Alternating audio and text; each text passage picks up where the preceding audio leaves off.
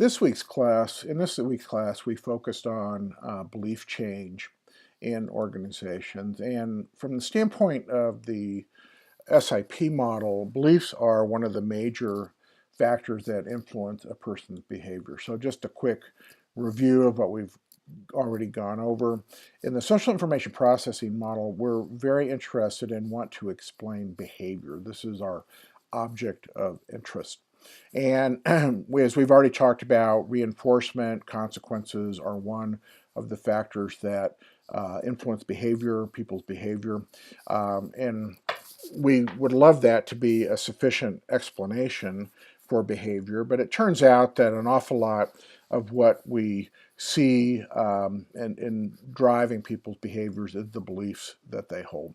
And based on these beliefs, attitudes, values, whatever you would like to call that bucket of understandings of the world that influence behavior, we are quite interested in what are the things that influence those beliefs, and we want to be able in a leadership role to impact people's beliefs and thereby impact their behavior. The kind of core issue that we run into when we're starting to think about impacting beliefs is people's prior experience as summarized in their pre-existing beliefs, their understanding of the world. Those prior experiences are what we've called this expectation bias. These are things that it's their understanding of the world that causes them to then create a perceptual filter that rejects information inconsistent with that understanding of the world. And so this expectation bias is always a challenge for us. And again, it's an expectation bias that's rooted in people's prior experiences, their understanding, what they learned in other jobs that they've had, what their life experience tells them about what to believe and not to believe, and also how to behave on the job. And we're interested in influencing people's beliefs with respect to their job. As soon as we get interested in how do we influence beliefs, how do we change people's beliefs, and we say, well, what are those mechanisms? What's available to us? And from the social information processing model, there are two things that we're interested in exploring. One is communication. And communication is simply that in a leadership role, we would like to convey ideas, convey objectives, goals to people, and have them readily accept that information. We hope impact their belief and that they would act on that. But we know, as we've already talked about, that individuals' perceptions determine what they hear. It impacts whether they think we're being truthful. Are we misleading them? Do we really believe it or not? It's one of the big credibility expectations that just acting like you believe what you're saying, actually believing what you believe you're saying, what you're saying is actually very helpful. People can judge that. And also in a organizational setting where people have very specific jobs, they also have what we call a frame of reference bias. This is exactly the same thing as an expectation bias, but it's used in discussions of communication because it's literally this notion of where you sit provide the frame of how you see the world or what information you see as relevant. And it's a set of experiences you have. Your frame of reference is specific to your job. If you're in a marketing job, you see marketing sets of issues all day, every day. You start to see everything from that perspective. That's a frame of reference bias. And when we get an organizational setting, these frame of reference biases play a really significant role. Again, exactly the same thing as the expectation bias in the social information processing model. But I want to use the language you're going to see in the communications discussions and link that back to the social information processing model. We talked very specifically about some interpersonal communication skills, but from the social information processing model, one of the key things that we learn beyond just our interpersonal communication skills is this notion of speaking to a person's experience, that we actually understand how they see the world, that we give them goals in a way that they can understand them, that are relatable to them. We speak in terms of the language that they understand. We also speak in a way that they can relate to it and kind of see the point and understand it, and they're willing. And the notion is that getting inside a person's experience vastly improves both the understanding but the acceptance of information that we share with them. Along this line, listening is an incredibly important tool here. And this notion comes from Stephen Covey. If you want to be heard, listen first, listening to be heard. And if you really think about it, one of the big advantages of listening, of understanding people, is it actually gives you insight into the beliefs and expectation bias of the person who's sharing information. So you're the listener and the person is talking about how they see issues. And, people are really good at leadership. We actually kind of notice that they take the time to listen to people and hear their viewpoint before maybe expressing their own opinion. It also gives you a chance to ask questions that you can further understand and really, really understand what a person's belief and how they see the world. And it also, that listening, which is Covey's point, establishes a trust reciprocity relationship, and the person is much more likely to listen to us in return. So we would also love it if life were so simple that we could simply tell people things and they would accept it and listen to it. That's not always the case. So the tell is one type of communication. Another type of both communication and an approach that impacts belief is this notion of commitment. And commitment, as we said, is a little counterintuitive because commitment says that our own personal behavior and our interpretation of our own personal behavior informs our beliefs.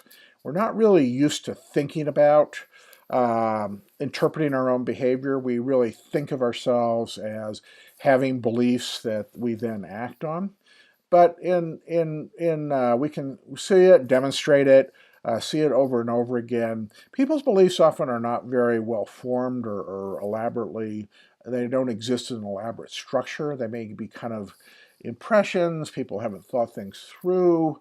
And so one of the ways when people really aren't all that sure what they believe is their own behavior starts to inform them. It's an experiment. They look at that experiment and say, oh, gosh, what do I believe as a result of that? Did I mean that behavior?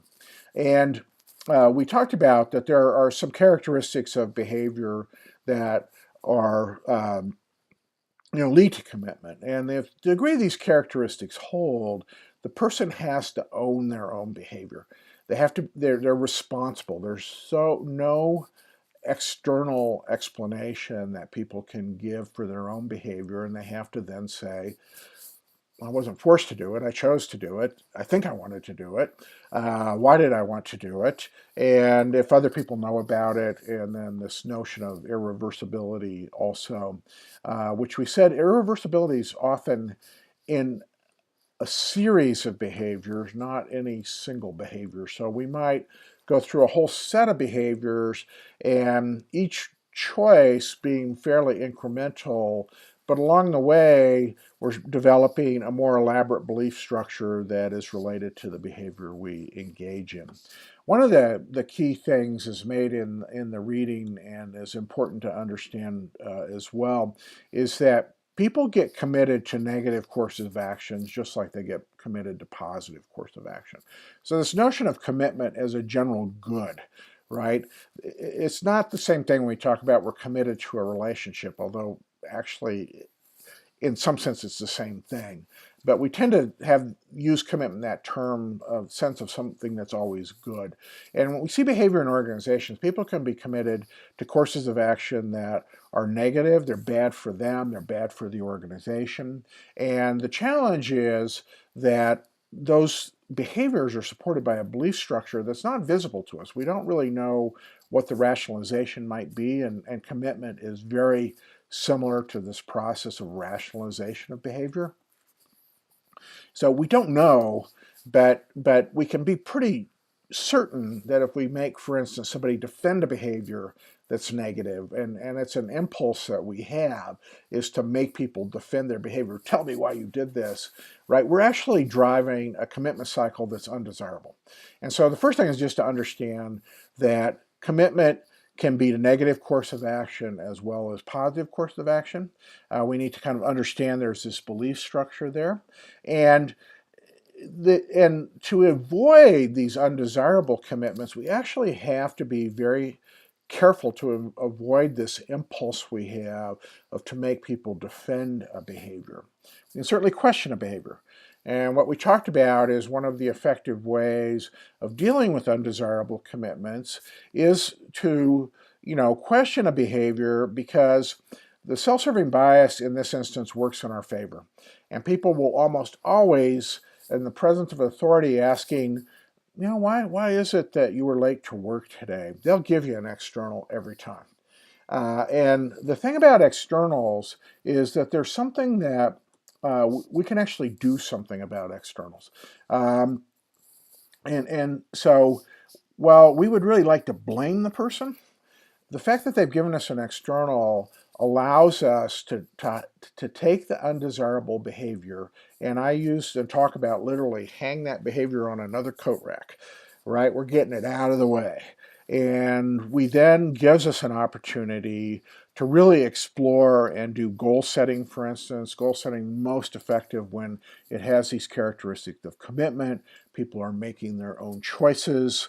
And use that to actually commit the employee to a more desirable line of behavior.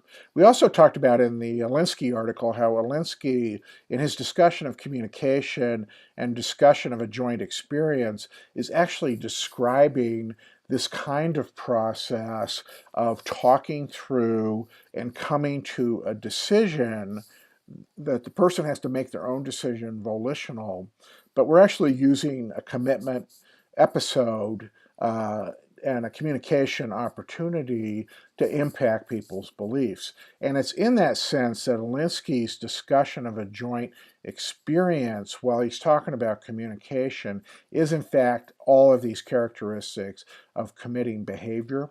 And it's also highlights for us that verbalization, things we say, are behavior. They, for the standpoint of the social information processing model, what we say is behavior. And this notion of being accountable to what we say, which we're used to, we understand this inherently. We don't tend to think of it as behavior. But from a social information processing model perspective, verbalizations are behavior, and we want to work with those, and those become paths to commitment. On the further reading, Stephen Covey is probably way overexposed in Utah, but he really does have some wonderful things to say there. And his capacity as kind of a master of communication, I've met him. He is one of the most effective listeners I have ever met in my life. And this kind of one of his habits, this notion of listen to be heard, I think, is really a great way of summarizing, one of the basic lessons of being an effective leader and using communication. And it's the opposite of how we often think about communication. We think about talking. And what he's driving home, and what's very important for us to understand, is effective leaders listen and they understand. And in Ed Schein's book, Humble Inquiry, it's about listening, it's about asking questions, effectively understanding people. It's a relatively new book. You're going to read an article by him on socialization, and later in his career he got quite interested in communication. In terms of just generalized discussion of applications of commitment, both of these books have a very human resources oriented perspective, but they also add for us interesting information in terms of use of commitment process in things like goal setting and organization, performance feedback system, really are most effective when we are getting the individual to make performance commitments on their own right. It's very much like the Alinsky joint experience when done well. And that's another good resource for you.